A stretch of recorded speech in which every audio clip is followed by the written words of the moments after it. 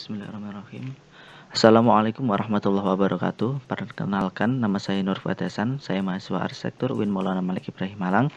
Akan mempresentasikan laporan seminar hasil saya yang berjudul Balai Penelitian Transportasi Darat Jalur Pantura Jawa Tengah dengan pendekatan high-tech yang berada di Kabupaten Pati. Jika menengok pada bab sebelumnya, isu yang melatar belakangi objek antara lain adalah rencana mega urban area yang merupakan pembangunan dalam skala besar, meliputi segi ekonomi, sosial, dan infrastruktur. Kemudian, jalur Pantura sendiri merupakan jalur tengkorak yang sudah berusia tua, yang merupakan jalur arteri primer yang pada saat ini kondisinya kurang baik, sehingga dapat mempengaruhi keefektifan penggunanya. Hal ini juga didasari oleh Surah Al-Ankabut ayat 35 yang artinya kurang lebih berisi anjuran untuk menata dan memperbaiki kota tanpa meninggalkan nilai sejarah yang terkandung di dalamnya. Dari beberapa aspek tersebut akan dikemas dalam Balai Infrastruktur Transportasi Darat yang disajikan dengan pendekatan high-tech menurut Richard Roger yang memiliki nilai-nilai sebagai berikut.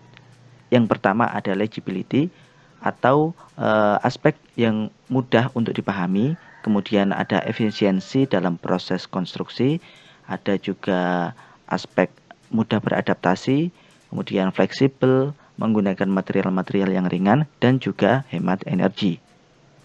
Untuk menyingkat waktu, langsung saja ke gambaran umum.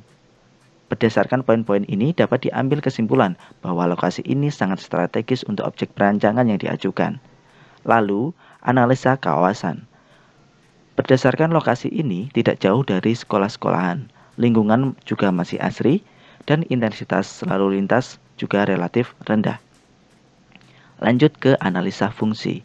Dengan fungsi utama sebagai subkantor dinas PUPR dan sebagai balai penelitian infrastruktur itu sendiri, dan didukung dengan fungsi sekundernya sebagai objek yang mengedukasi, serta didukung oleh fungsi servisnya. Berikut penjelasan dari masing-masing fungsi sebelumnya. Kemudian ini adalah analisa aktivitas di setiap fungsinya. Aktivitas tersebut diklasifikasikan menjadi 4, yaitu publik, semi-publik, semi-privat, dan juga privat. Untuk pengguna juga diklasifikasikan dari pengunjung, kemudian pekerja, dan servis. Dan ini adalah alur sirkulasi tiap penggunanya. Kemudian ini adalah perhitungan untuk menentukan kebutuhan besaran ruang. Dan ini adalah hasil rekapan besaran ruangnya. Selanjutnya ada persentase pembagian tapak berdasarkan analisa sebelumnya. Dan ini ada diagram persyaratan ruang. Dan selanjutnya adalah analisa kawasan yang nantinya digunakan sebagai pertimbangan penempatan ruang berdasarkan tingkat kebisingannya. Berikut ini terdiri dari 3 lantai nantinya. Dan ini adalah bubble plan-nya pada tiap lantainya. Kemudian ini adalah block plan-nya dari masing-masing lantai. Selanjutnya masuk ke analisa tapak. Dimulai dari regulasi dan aksesibilitas dengan menerapkan prinsip flexibility GSP sejauh 21 meter untuk antisipasi rencana pelebaran jalan dan lain sebagainya yang dimanfaatkan sebagai area terbuka dan area parkir.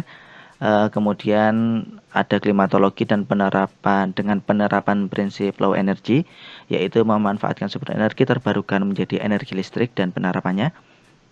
Kemudian ada topografi dan hidrologi dengan prinsip legibility, kondisi existing yang sebelumnya rendah maka dilakukan fill pada area tapak.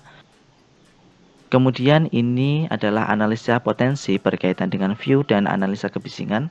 Selanjutnya masuk ke analisa utilitas, dimulai dari sumber air bersih yang berasal dari PDAM, pembuangan air kotor, limbah, dan juga listrik. Semua ini terkoordinasi di bagian belakang objek bangunan untuk mempermudah pengkoordinasian. Selanjutnya adalah analisa bentuk mulai dari masing dengan penerapan prinsip efisiensi dan transisi dengan prinsip legibility dimaksud untuk keefektifan proses konstruksi dan membuat level sudut pandang. Kemudian ada analisa ruang terbuka dan sirkulasi pada objek. Selanjutnya, pada bagian ini kurang lebih untuk membuat point of interest pada objek bangunan. Kemudian ada analisa fasad dengan pengaplikasian material ACP dan kaca yang disusun dengan kemiringan kurang lebih 10 derajat. Lalu ada kanopi juga, ada green roof untuk mengurangi panas yang berlebihan. Lalu analisa struktur dengan struktur bottomnya pondasi telapak, kemudian middle-nya ada rigid frame dan upper-nya ada flat cordak. Dan yang ini adalah kesimpulan dari proses analisa yang mulai dari penentuan tempat parkir hingga ke secondary fasad. Selanjutnya masuk ke konsep dasar. Mengutip dari slogan Departemen Perhubungan itu sendiri, yaitu Wahana Manghayu Warga Pertiwi, di sini mempunyai makna bahwa objek bangunan ini nantinya dapat mensejahterakan masyarakatnya yang disampaikan melalui media edukasi yang terintegrasi dengan teknologi, yang mempunyai 3 aspek utama, yaitu responsibility, struktural, dan juga teknologikal. Konsep tapak dengan pengaplikasian 3 aspek tadi dapat dilihat pada gate, kemudian area parkir, pada pembatas tapak juga. Selanjutnya, pola sirkulasi dalam tapak yang dibedakan berdasarkan jenis kendaraan, yaitu ada motor, mobil, bis, dan juga kendaraan servis. Berikut ilustrasi jalur sirkulasi pada tapak. Kemudian ada taman yang menerapkan prinsip-prinsip sebelumnya tadi. Dan yang terakhir ada konsep vegetasi. Ada vegetasi pengarah, pembatas, peneduh, dan penambah estetika. Selanjutnya masuk ke konsep bentuk. Diawali dengan aksesibilitas ke objek bangunan yang terdiri dari 4 pintu masuk. Ada pintu masuk utama pada bagian depan, kemudian pintu masuk sekunder berada di kiri dan kanan bangunan, dan servis yang berada di belakang. Berikut ini ilustrasi pintu masuk utama. Terdapat tangga dan rem. Di kiri kanannya juga terdapat taman dan ada juga kanopi. Kemudian ini adalah ilustrasi tampak bangunan dengan pengaplikasian material terkini. Dan yang terakhir ada skema pencahayaan dan penghawaan alami pada objek bangunan. Masuk ke konsep ruang. Berikut ini merupakan ruang resepsionis yang berada di depan pintu masuk utama dengan aksen lighting serta pola dinding dan plafon menjadikan ruang ini lebih atraktif. Kemudian ada ruang simulasi yang berada di tengah objek bangunan yang berfungsi sebagai tempat display hasil penelitian. Selanjutnya ini adalah view dari lantai 2 menuju ruang simulasi yang berada di lantai 1. Kemudian ada koridor, di mana sepanjang koridor ini tersedia media edukasi berupa pengenalan struktur dan material. Kemudian ada ruang simulasi di lantai 2, ada juga media edukasi yang dikemas dalam bentuk permainan. Dan selanjutnya ada ruang laboratorium pemetaan, dapat dilihat di sini. Dan yang terakhir ada green roof area yang dapat dinikmati pengunjung. Selanjutnya ada konsep struktur, tersusun dari sistem rigid frame dengan modul 8 x 8 meter. Pada beberapa kolom dijadikan sebagai media edukasi seperti gambar ilustrasi pada konsep ruang sebelumnya. Nah, bisa dilihat pada gambar ilustrasi ini. Berikut adalah sistem strukturnya. Kemudian lanjut ke konsep utilitas.